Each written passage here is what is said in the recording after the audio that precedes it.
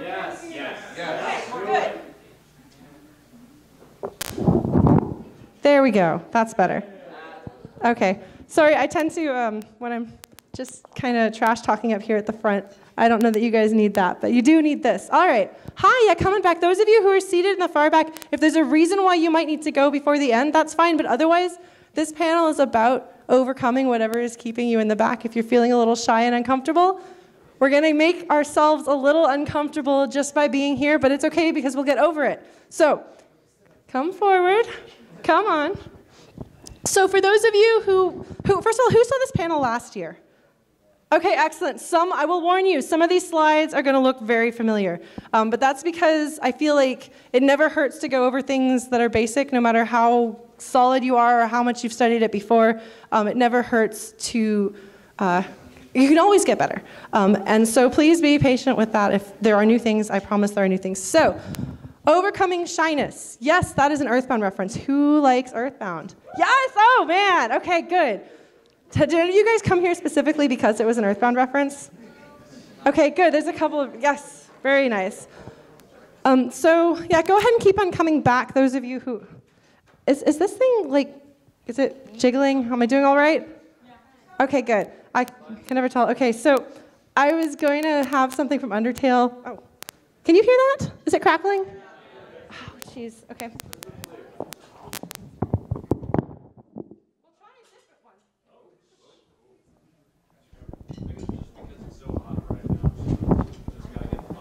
All right, well, if somebody is running sound and they can drop the levels a little bit, I think we'll be all right. I can project. Okay. Oh, no. Okay, well, that's not going to happen, so I'm just going to stand here. Is that all right? Yes. Okay, so all of you are here because on some level you were drawn to the idea of overcoming shyness. Maybe you're here cheering on a friend, or maybe you think that you're a shy and anxious person yourself. I want to tell you that we are all, like I said, we are all here for that reason. Either we are shy or we have been around shy people, and so we sympathize. So what this is the safe space. This is the beginner's hall, because I play Final Fantasy and that's a tradition there, or the tutorial level of making friends. Now normally I would be wearing Toriel, and then I would guide you through the tutorials. Very, very clever. Thank you, Toby Fox. But this is the kind of place, I don't know if you guys know Final Fantasy VI, this is my favorite game of all time. The great thing about beginner's halls is if you die, you don't actually die, you come back, because it's a place to practice if you don't know what you're doing. Ideally, none of you will die. Please do not die in my panel.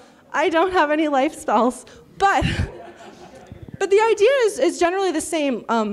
This is a place where you can make mistakes, and that's okay. In fact, if you make a mistake here now, you can learn from it in a safe place where nobody gets hurt, you don't get hurt, nobody is disappointed, life goes on, and you don't make that mistake next time. So this is a place of safety, this is a place of welcoming, this is a place of comfort. And I really want to stress that, because I know that it can be really scary if you're a shy person to think of coming to a place where I'm going to make you talk to strangers. And I know a lot of people hate doing that. So the fact that those of you who feel that way are here right now, that's a victory. And so I hope you can pat yourselves on the back and give yourselves full credit for facing the scary thing. Because I know that it can be really hard to make yourself come here, to sit there and stare at the clock and be like, I'm going to do it, am I going to do it? I'm not going to do it. I've been there, I've done that with things that are scary. So you guys are here doing the scary thing in a space with a bunch of other people who understand how you feel. So, me. I'm Lauren. I am not an introvert. I am an extrovert, but I'm a socially awkward extrovert. Introverts, socially awkward introverts say I shouldn't say that. It would be dumb. The socially awkward extrovert, me, says I shouldn't have said that. That was dumb. Kind of awkward. But the thing is, that's just, so somebody recognizes that feeling. But the thing is, that's just our anxiety brains talking. It doesn't mean that the things that we're saying or doing are actually dumb. And I think that's an important distinction to make. So I talk a lot. If you've seen me around, or you see me around this weekend at all, if we're in an elevator together, you will be like, wow, this girl just has to say something all the time. So I'm here talking in front of you because that's what I do. I have anxiety. You'll hear me referencing my anxiety brain because I think it's important to recognize that anxiety will tell you things and it will do things, but it is not you and it is not the truth. I talk to strangers a lot, so this is one thing that I am comfortable doing and talking to you about. So hello, I'm Lauren. Hi. Yay! Yay! All right, so we're going to go over the basics. Like I said to you, those of you who were here last year, the basics especially, this is going to look familiar. If you haven't been here before, that's great. We're going to go everything that I have to tell you, and hopefully that will help you out. So here's the first lesson. Here's a story I'm going to tell. Who here hates talking on the telephone? Okay, who here doesn't hate talking on the telephone? Oh, wow, I'm impressed. Some of you guys are good. I used to be like deathly afraid of talking on the telephone. And when I was a little girl, my parents decided this would not do. So they decided that I was going to order the pizzas for our family. And like, I love pizza, but I hate the telephone, but I love pizza, but I hate the telephone. And so finally I was like, all right, guys, if you guys are going to make me do this, I need to know what are they going to ask me? What am I going to say? And I wrote it all out on a sticky note. I had a script so that I kind of could prepare for it. And you know, the more that I did that, because every week, pizza night, Lauren had to call. Like, you know, mom wouldn't do it, dad wouldn't do it, my sister wouldn't do it, it was all on me. And eventually it got easier. And sometimes they would ask questions that weren't on my sticky note. I don't know what to say. But eventually you kind of learn, okay, they're going to ask me, you know, something maybe I haven't heard about, like, oh, well, do you mean like Italian sausage or a different kind of sausage? I didn't know there were kinds of sausage. You freeze up, you're a little girl, and the telephone is scary. But the more you do it, the easier it gets. But in order to get to that place of comfort, I had to get through that awkwardness. And I had to have a plan. In that case, the plan was writing a script. And it helped. And so I like RPGs. I know it's really subtle. You can't tell. And so one of the things that I want to stress to people is if you're here and you think, I am bad at talking to people, no, you are low level at talking to people. People are not permanently on level 1. You can do something about that. So the more you do it, the more experience you get. And yes, thinking in terms of like grinding for experience is something we're going to talk about because it works in games, but it also works in real life. The more you do something, the better you get at it. It's a skill. Some people are born being good at talking to people. Some people are born liking to talk to people, but then they have to work at getting better. That's me. But even if like the idea of talking to strangers makes your skin crawl, but you want to be able to do it, you can. And you may not do it the same way I do it, but you can find a way that works for you. And it's just going to take practice. MAGFest, where we are right now, is the perfect place to do that because, like I said, I mean, how many nerds have some sort of shyness or social anxiety? Most of them, like a lot of us do. Like this really rings true. And if we don't, for those lucky few who don't have that, they've got friends, they've got family, they've got people that are like that and they get it. MAGFest is a place where people won't judge you because they understand they've been in your shoes, and it's a place where you know you've got something in common. Like, okay, who here plays video games? I mean, that's a pretty safe bet, right? And so right then and there, you've got something in common with people, and that makes it a safe place to know what to expect. So how do we start talking to strangers? I really like Toriel. I really like Undertale. You'll see a lot of Undertale slides here. The first step in a conversation is to say hello. So this is why I'm trying to get you guys to consolidate. Turn to the people around you and say hello.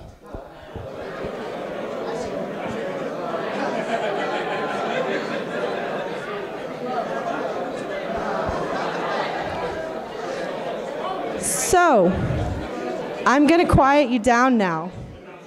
I'm going to quiet, yes, no, stop it, because I've got something to teach you from that. Hi, everybody. When you're walking down the hallway, do you feel comfortable saying hello to total strangers? Multiple total strangers? What did you just do? You said hi, but you didn't just say hi. Like, I had to quiet you down. People who say that they're shy, who don't feel comfortable talking to strangers, just talk to strangers, and I had to make them stop. And I want to just take a moment to say that this happened last year, and it blew my mind. And it actually taught me something that is probably one of the most important lessons I've ever learned in my life, which is that if you give yourself permission to fail, and you give yourself permission to make mistakes and keep trying, you can do so much more than you think you can. And I've spent the last year since MAGFest doing things that I would have been scared to do because I gave myself permission to fail. I moved across the country away from everyone I know, and I have been doing strange and new and terrifying things. But because of the people at MAGFest, because of the people like you who think you're scared of things, because you did this scary thing, you inspired me to change my life. And so I want to give that lesson to you guys. And I know that sounds cheesy. That's kind of who I am. I'm going to own it. But really, you can do this. That was the first step, and you guys had no problem with it. I think you can take the next steps. So we're going to work on that. Okay. So we've said hello. Now what do we do? It's a Western RPG. Aren't you proud of me? So what do you do when you're playing a Mass Effect game? How does BioWare continue conversations? Questions. You get to ask questions, and that prompts to the next thing. And then you get another question, and it prompts. And sometimes you get to choose to kick puppies. But we're not going to be kicking puppies. But it's actually like there's a reason why BioWare did that, and that's because that's the easiest way to continue a conversation. Find opportunities to ask questions. You say hello to somebody, and then you'll notice as people come in, I might ask them, hey, Monster Kid, huh? I bet you love Undertale. Lunar, who here knows Lunar? You have these questions, and then we have a connection, and then we can have a conversation in which I tell you that Silver Star is the right Lunar, and if you don't like it, I disagree with you. Luna should never have gotten on the boat. There's 5 people here who get that, but that's all right. So one thing that I struggle with when I'm talking to people, if you're feeling insecure and shy, which again, I get socially anxious rather than shy. I said something really dumb. I really say stupid things. Why are they talking to me? Nobody wants to talk to me. I'm just, no. So the problem with that self-deprecation, with that spiral, which, I mean, we know that spiral. We've all been there. It sucks, doesn't it? It's terrible. And the thing is that you hurt. And the person you're talking to, people don't like to see other people uncomfortable. So then they get sad, and they don't know what to do to make you feel better. So instead of doing that, I'm going to arm you with the tool. Whenever you start feeling like you're hating on what you're saying, or you're feeling really negative about yourself, find something really positive to say about the other person. Or MAGFest, or something that's going on. Find something positive to say. Fight that negativity. You'll feel better, because we like saying things that we enjoy. Especially if you compliment the other person, they're going to feel great, because who doesn't like being given an honest compliment? And the conversation keeps going, and everybody is in a better mood. So maybe don't be quite like Papyrus. Don't be quite as self-important. But, I mean, there is something to be said there. It's charming. Be good and kind to other people. Another thing that people ask me, people say, Lauren, how do I say the right thing? How do I get somebody to agree to something? How do I get somebody to want to be my friend? What is the perfect thing that I can say and my conversation will be great? It just doesn't work that way. People, we are fundamentally flawed. Nothing is predictable. Nothing is fully controllable. So the best thing to do, instead of sitting there figuring out how to say it, is just, what do you want to say? Just say it. Even if it seems a little bit stiff and awkward and forced to just plain say it, I feel like that's a much healthier way. For one thing, it's easier. You don't sit there being tongue-tied trying to figure out the right way to say it. And if you're worried about saying things wrong, you're going to say something wrong. Somebody is going to get their feelings hurt misunderstanding what you say at some point. That's fine. That's okay. The world doesn't end. It happens to all of us. You just say, honestly, that totally came out not like I meant it. I really meant this. I am so sorry. Most likely the person will understand and forgive you. If they don't, that's one conversation in your life. There are so many more. Do you have a question? I actually have a comment. That's actually the best way to learn from your failures. Yes, failure is a very, very good way to learn. And I think that if you can embrace potential failure as a way to learn, it will be less uncomfortable. Another thing is here, so this is much like my script for talking on the telephone. This is, if you think about it, not as this mystical, I can talk to strangers, but more of the skill that I can improve. Write a script, talk in front of the mirror. You'll feel really awkward at first, but you'll get more comfortable because you'll be telling yourself, this is so I can get better. And you kind of make eye contact with yourself in the mirror. If you have a hard time with eye contact, seriously, you'll find it's actually a little hard to look at yourself in the mirror if you're really struggling with eye contact. Practice it. It gets more comfortable. And the more you can talk to the mirror, the more you can look at the mirror, the more you can talk to other people. So really, if you think about it as a tool, if you think about it as experience, if you think about it as leveling up, it becomes so much more manageable. Because you have tools. We're going to talk about a few more tools that you can do. And hopefully, I believe that you can do more than you think you can. So here's one thing. I talked about asking questions because I really believe that questions are one of the greatest fundamentals to put in your toolbox for how to talk to people. It's really tempting because you know about yourself to just be waiting to talk about yourself, especially if you really want this person to think you're cool and know about the stuff. The best way to get people to like you is to get them to talk about them. People love talking about themselves. I mean, if you think about it, if somebody talks to you, you feel flattered, you're excited, you're on ground that you know and understand. So give people that platform and they will like you more. So listen, and this is actually, as somebody who likes to talk a lot, this has been something I've had to work on, which is, okay, Lauren, zip your lips, listen. Not how am I going to respond to that, not how does this relate to me, but sit and listen because you want to know this person better. Give yourself the time to sit in the moment, hear what they say, learn from it, and then you can find the next question. Keep prompting that conversation. Before you know it, you've made a combo. It's a fighting game thing. I don't do those. Another thing is, again, so don't like question, like, you're going to get asked questions too. The conversation should kind of be like playing tennis or volleyball or any of those other games where you bounce the thing back and forth. Pong? Pong? Yes, I can play that one. So, you know, even if the answer, if I were to be like, hey, what's your favorite Switch game? And you tell me, and then you're like, well, what's your favorite Switch game, Lauren? Well, I don't have a Switch, but I'm thinking about getting one. That's an acceptable answer too. Be honest. And don't stress out over answering questions about yourself. So here's another lesson. Yes? What do you recommend to somebody who doesn't return questions if you're just asking, and the person isn't asking back? What do you recommend? So that can actually be a sign sometimes that the person is perhaps not interested in having a conversation, which may be you, may not be you. It may be the day of the week. It may be that they just got really bad news about something, any number of things. So, and that's the thing that people ask me is, how do I know when somebody doesn't want to talk to me? And that can be a sign. It's not a guaranteed sign. It may be that the person is also really shy and they don't know how to talk, in which case, feel it out a bit. But if it feels like you're the only person doing the talking, it may be that the other person isn't ready to engage at that point, for whatever reason. And the most you can tell yourself, the more you can tell yourself maybe they're having a bad day, instead of taking that failure on yourself, the better off. And honestly, it's true. Think about how many days you have a bad day and someone's trying to talk to you and you're just like, I can't deal with this. So try to give yourself and the other person the benefit of the doubt when that happens. And so that's what I'm saying. It's not that the person doesn't want to talk to you. It's that the person doesn't want to have that conversation right then. And maybe you can try talking to them later. Maybe it'll go better. There was another question somewhere.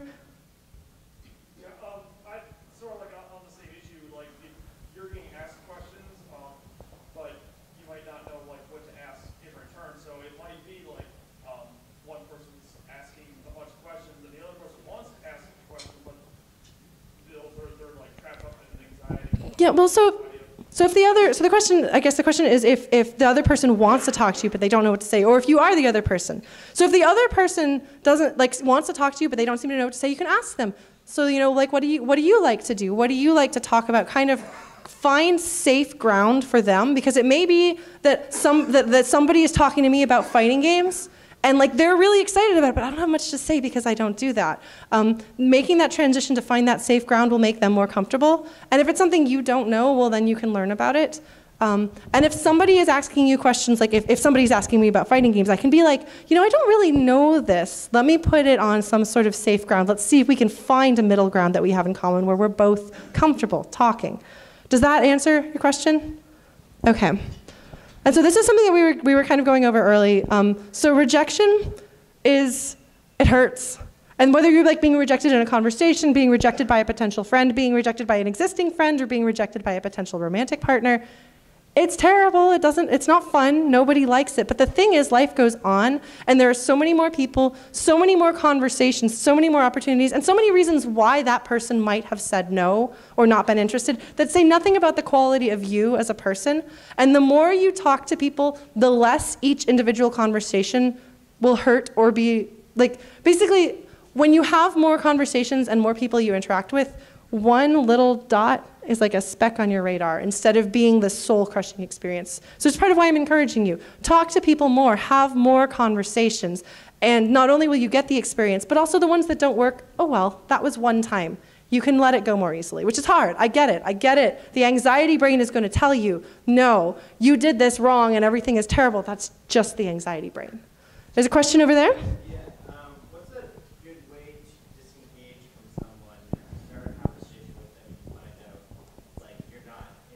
Okay, yeah, so you start talking to somebody and then you regret it.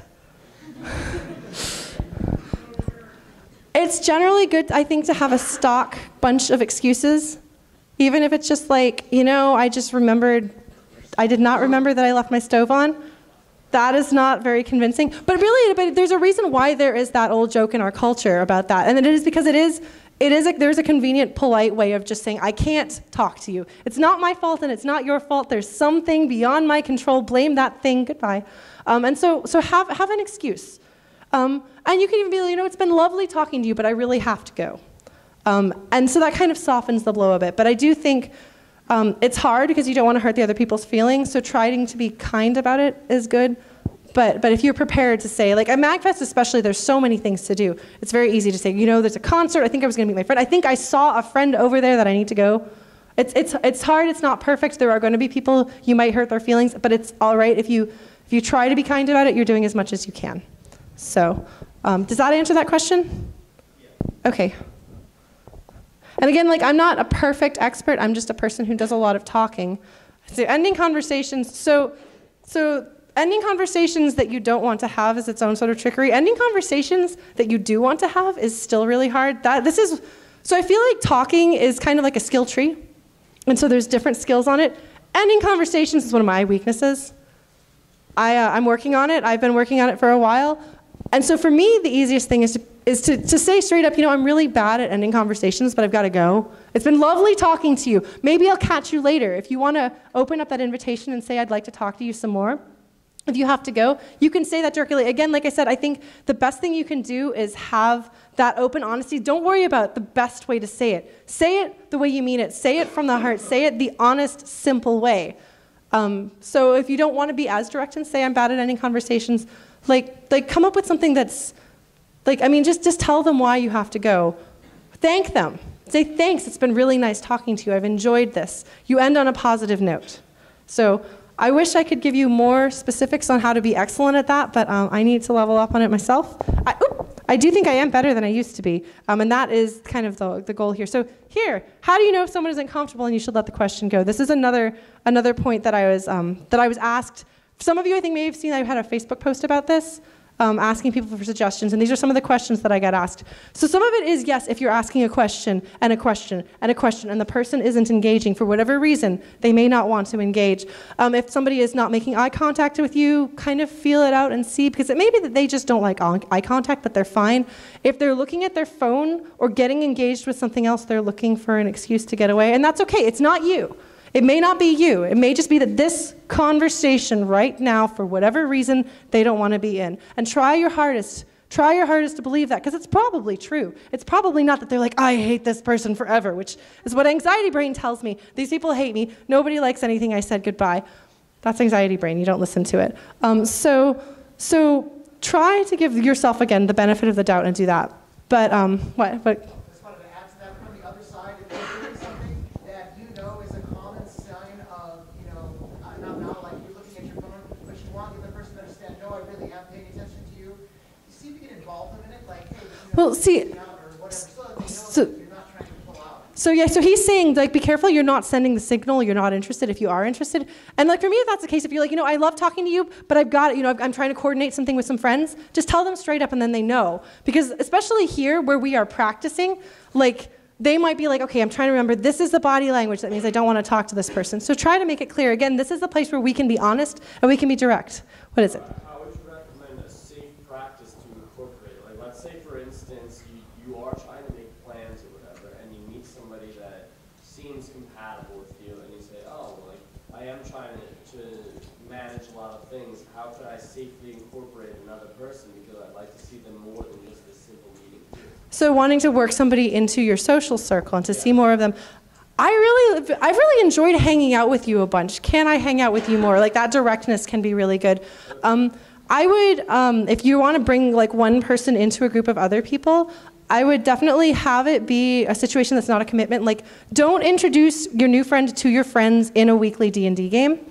Because like once you're in a D&D campaign, it's kind of hard to get out. So have something that's a little lower commitment than that. But be like, my friends and I go to see a movie, do you want to join that movie? And see how it goes. And it may be that they get incorporated easily. Or there may be something that you don't anticipate. But hopefully your friends will like each other. Does that answer your question? I think so, yeah. Okay, I'm sorry, I'm trying my best, but I'm not an expert. I respect that. Well, thank you. What, back there? Yes, so continuing with that, if you have different groups of friends, you invite them all out together, how do you get them to mingle? Because I feel like if I have different groups of friends, and they all kind of stay, within their own group, So if you are a person who knows people and thinks about people and you understand the different, hang on, I gotta check my time, and you understand the way your different groups of friends work, this is when you can be highly intentional and be like, okay, this person and that person have this thing in common. I will introduce them and make that connection. Another thing to do is to find a very, very active social activity so that everybody is kind of obligated to interact and break that ice. In the case of, for example, seating tables, seating arrangements, trying to figure out how can you break things up, and if you know your friends, which friends are most likely to start getting along with each other better, and make that, like, it's really like you have to gamify it sometimes. Like you can put people together and hope for the best, but sometimes you really have to like get down and be like, okay, who's got compatible stats and compatible interests? Let's pretend this is a dating game. It works. Like, people can work that way. Does that answer that question? Okay, are there any other questions?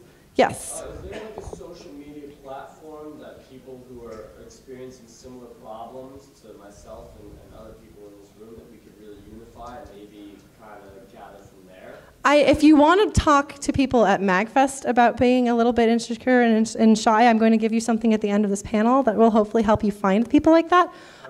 Beyond a social platform, like, I'm not sure outside of like, I can start a thread if you guys want on the unofficial MAGFest thing and say, hey, for people who are at this panel, if you want to talk to other people at this panel, here's a place and a way you can do that. I can set that up. I would like that. Okay, I can do that. Excellent. And like I said, I've got something that I will give you. I've got goodies for you that will hopefully help you connect with people. So let's see. We're gonna play a Talk to Strangers game. This is what you guys are here for. Remember what I told you. You can do this. And if you're scared and you're not sure you want to stick around for this, give it just a few minutes try, because again, there's a goodie bag at the end. So notice that this is not bingo, because the point of this is not to check off the list. The point of this is to get you talking. Remember, questions are a great starting point.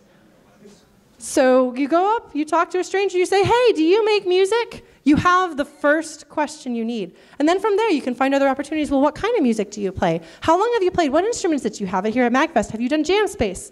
It's a whole slew of questions. And if you don't rapid fire them like me, that's okay. So go ahead. Up.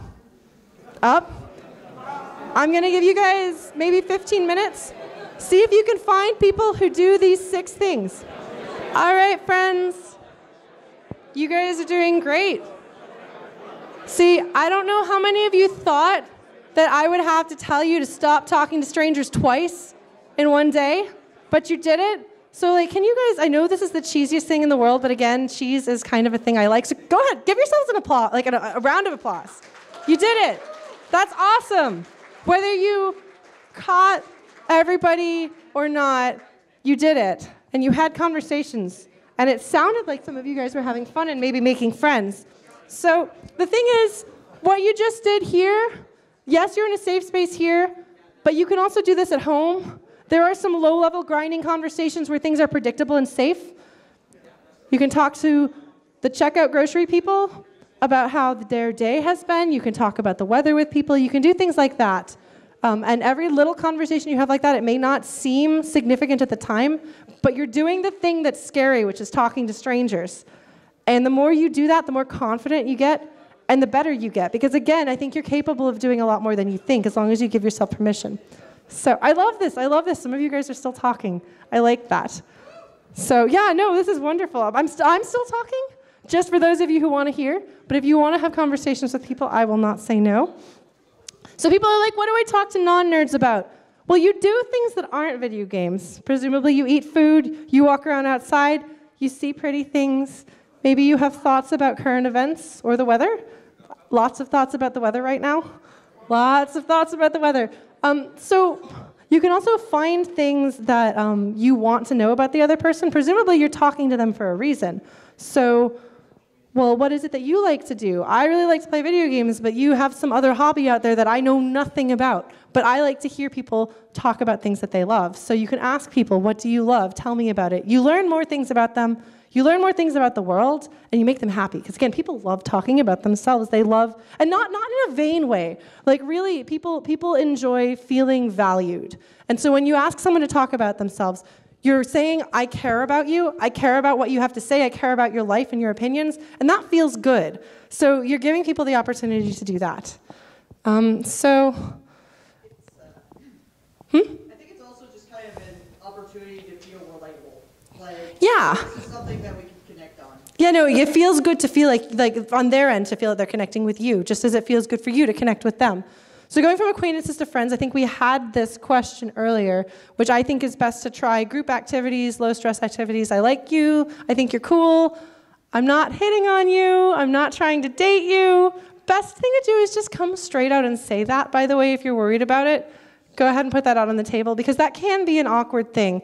And we do want to have friends. And if you are interested in someone, you can tell them, I'm interested in you, and that's all right too. Honesty is the best policy. So I was actually really excited. A bunch of people. Somebody asked this and it got the most Facebook likes. So things to do that don't involve drinking. So I don't drink, actually.